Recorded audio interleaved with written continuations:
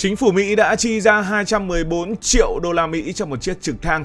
Điều đáng nói là nó không hề gắn súng, nó cũng không có tên lửa hay bất kỳ một vũ khí tấn công nào.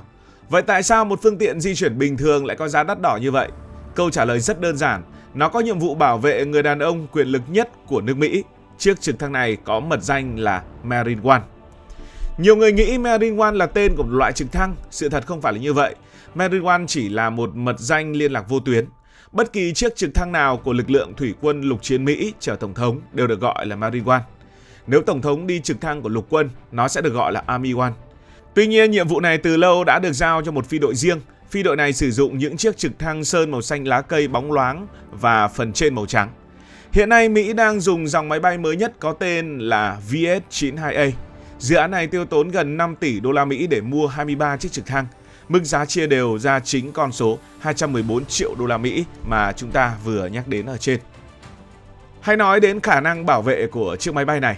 Nếu máy bay bị tấn công bằng súng lớn thì một chiếc trực thăng bình thường sẽ rơi ngay lập tức y như phim. Nhưng Marine One là một chiếc lô cốt bay đúng nghĩa. Lớp vỏ của nó không được làm bằng kim loại mỏng nhẹ như máy bay dân sự. Toàn bộ thân máy bay được làm bằng vật liệu tổng hợp siêu cứng. Lớp giáp này chống được đạn súng trường cỡ lớn loại 23mm. Nó cũng chống được những mảnh pháo nổ ở khoảng cách gần. Các kỹ sư muốn thiết kế đảm bảo tổng thống luôn được bảo vệ an toàn tuyệt đối bên trong. Nhưng vỏ cứng thôi là chưa đủ. Điểm yếu nhất của mọi loại máy bay chính là bình nhiên liệu. Chỉ cần một viên đạn xuyên qua gây ra tia lửa, cả chiếc trực thăng có thể biến thành một quả cầu lửa. Để giải quyết triệt để vấn đề này, trực thăng có hệ thống bình nhiên liệu tự vá cực kỳ thông minh. Lớp vỏ bình nhiên liệu có chứa các hóa chất đặc biệt bên trong. Khi một viên đạn bắn thủng bình, nhiên liệu chảy ra sẽ chạm vào lớp hóa chất này, hỗn hợp lập tức phản ứng, phình to ra và bịt kín lỗ thủng trong chưa đầy 1 giây. Máy bay sẽ không bị cháy nổ, không bị mất nhiên liệu và vẫn tiếp tục bay an toàn. Bên cạnh đó, phần bánh xe và càng đáp cũng được thiết kế rất đặc biệt. Nếu cả hai động cơ hỏng hoàn toàn và máy bay rơi tự do xuống đất, hệ thống giảm xóc khổng lồ dưới gầm sẽ hoạt động. Nó kết hợp với những chiếc ghế ngồi chống va đập bên trong để hút hết lực rơi.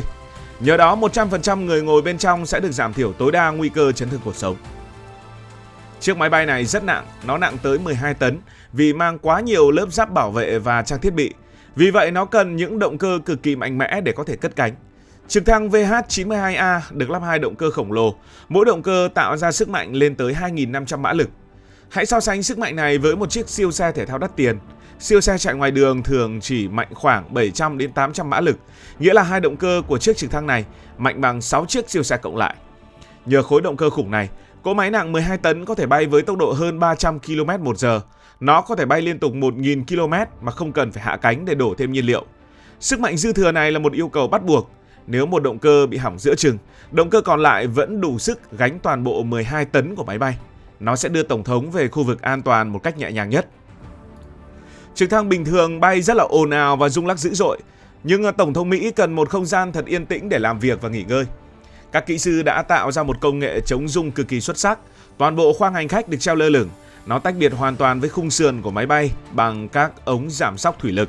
Máy tính trung tâm sẽ liên tục đo độ rung của cánh quạt. Sau đó nó tạo ra một lực đẩy ngược lại để triệt tiêu toàn bộ sự rung lắc đó. Kết quả là bên trong khoang VIP sẽ cực kỳ êm ái. Tổng thống có thể nói chuyện bình thường bằng giọng nói nhỏ nhẹ mà không cần đeo chiếc tai nghe chống ồn to đùng giống như những người khác. Kẻ thù nguy hiểm nhất của những chiếc trực thăng bay thấp là tên lửa vác vai. Một tay súng bắn tỉa có thể đứng trên một nóc tòa nhà cao tầng và bấm nút bắn tên lửa trong chưa đầy 3 giây. Loại tên lửa nhỏ gọn này sẽ tự động tìm nguồn nhiệt nóng nhất trên bầu trời để lao thẳng vào. Nguồn nhiệt đó chính là ống xả động cơ của máy bay. Nhận biết được mối nguy hiểm này, trực thăng của Tổng thống Mỹ được trang bị một hệ thống phòng thủ cực kỳ thông minh. Chiếc trực thăng này không dùng súng đạn để bắn lại tên lửa, nó dùng công nghệ cao để đánh lừa đối phương. Xung quanh thân máy bay có lắp rất nhiều mắt thần cảm biến. Khi các mắt thần này phát hiện một quả tên lửa đang bay tới, hệ thống máy tính sẽ tự động phản ứng trong khoảng 1/1000 giây. Đầu tiên, nó bắn ra hàng loạt quả pháo sáng rực rỡ. Pháo sáng này cháy ở nhiệt độ rất cao. Nó tạo ra vô số những nguồn nhiệt giả để dụ quả tên lửa bay theo hướng khác và bỏ qua chiếc trực thăng.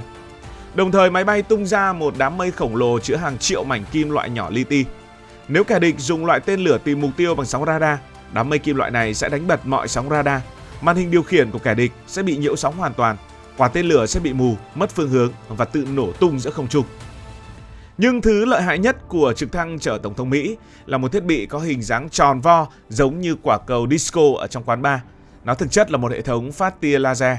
Khi tên lửa bay tới gần, quả cầu này chiếu thẳng tia laser cực mạnh vào mắt thần của tên lửa. Mắt thần bị chói, toàn bộ bảng mạch điện tử bên trong bị lỗi dữ liệu. Quả tên lửa sẽ không biết mục tiêu thực sự nằm ở đâu và lao thẳng xuống đất.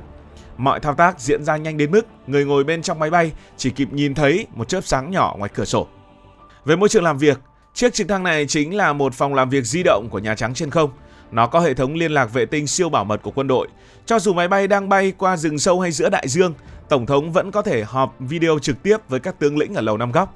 Các dữ liệu tình báo tuyệt mật được gửi thẳng đến màn hình của Tổng thống liên tục từng giây. Điều đáng sợ nhất và đặc biệt nhất là Tổng thống có quyền ra lệnh dùng kho vũ khí hạt nhân ngay trên chiếc trực thăng này. Trên mọi chuyến bay luôn có một sĩ quan quân đội mang theo một chiếc cặp da màu đen đi cùng.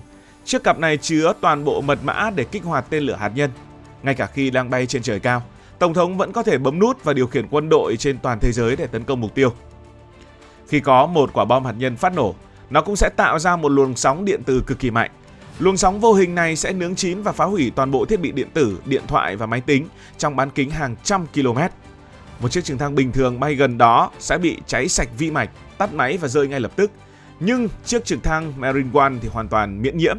Toàn bộ dây điện dài hàng chục km và mọi máy tính trên trực thăng đều được bọc kín trong một lưới kim loại đặc biệt. Lớp lưới này hoạt động giống như một cái lồng chống sét. Nó sẽ hút sạch luồng sóng điện tử có hại và xả ra ngoài không khí. Chiếc trực thăng vẫn bay ổn định như là không có chuyện gì xảy ra. Nhưng như vậy vẫn là chưa đủ. Một trong những cách bảo vệ Tổng thống Mỹ hay nhất không phải là dùng áo giáp mà là đánh lừa thị giác của kẻ thù. Chiến thuật này được gọi là trò chơi vỏ sò. Khi Marine One cất cánh từ sân cỏ Nhà Trắng, nó không bao giờ bay một mình. Người ta sẽ luôn thấy có từ 3 đến 5 chiếc trực thăng giống hệt nhau cùng nổ máy cất cánh. Chúng có cùng một màu sơn, cùng một số hiệu dán trên thân và giống hệt nhau đến từng vết xước nhỏ nhất.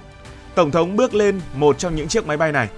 Ngay khi bay lên trời, những chiếc trực thăng này bắt đầu biểu diễn và đổi chỗ cho nhau. Chúng đan chéo qua lại liên tục với tốc độ cao. Dù có dùng ống nhòm nhìn chăm chú đến đâu, chỉ sau khoảng 30 giây, bạn sẽ hoa mắt. Bạn hoàn toàn không biết Tổng thống thực sự đang ngồi ở chiếc số 1, số 2 hay số 3. Nếu có một tay súng núp dưới đất định bắn lén, thì tay súng đó chỉ có một vài % nhỏ cơ hội chọn đúng chiếc máy bay cần bắn. Tỷ lệ này thấp và rủi ro quá cao nên không một kẻ xấu nào dám liều lĩnh ra tay. Những người phi công lái máy bay này cũng đều là những người ưu tú nhất của nước Mỹ. Họ phải trải qua một quá trình kiểm tra lý lịch cực kỳ khắt khe.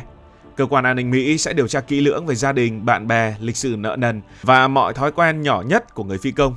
Chỉ những người có lý lịch trong sạch tuyệt đối 100% mới được phép bước lên bảo dưỡng và điều khiển chiếc máy bay này. Vậy mang đi xa thì như thế nào? Tổng thống Mỹ thường đi công tác nhiều nước trên thế giới. Ông ấy luôn có một chiếc trực thăng quen thuộc túc trực bên cạnh mình ở bất kỳ đâu. Nhưng một chiếc trực thăng không thể tự bay liên tục qua Thái Bình Dương hay Đại Tây Dương. Vì vậy, các kỹ sư Mỹ đã làm ra một thiết kế thông minh.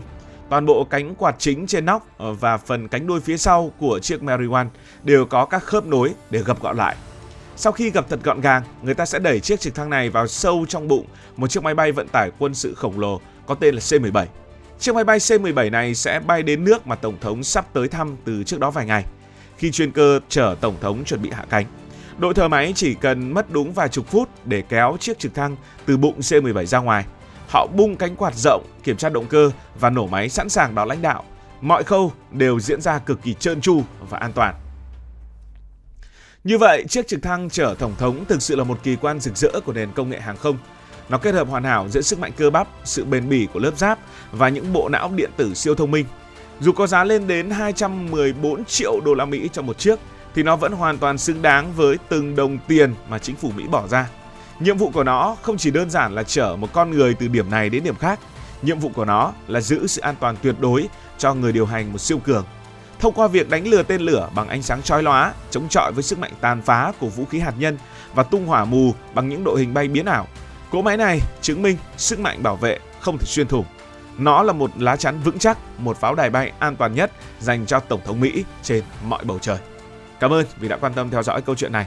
Nếu thấy thú vị, bạn có thể nhấn nút đăng ký kênh, bật chuông thông báo và chia sẻ. Còn bây giờ thì xin được nói lời chào. Tạm biệt.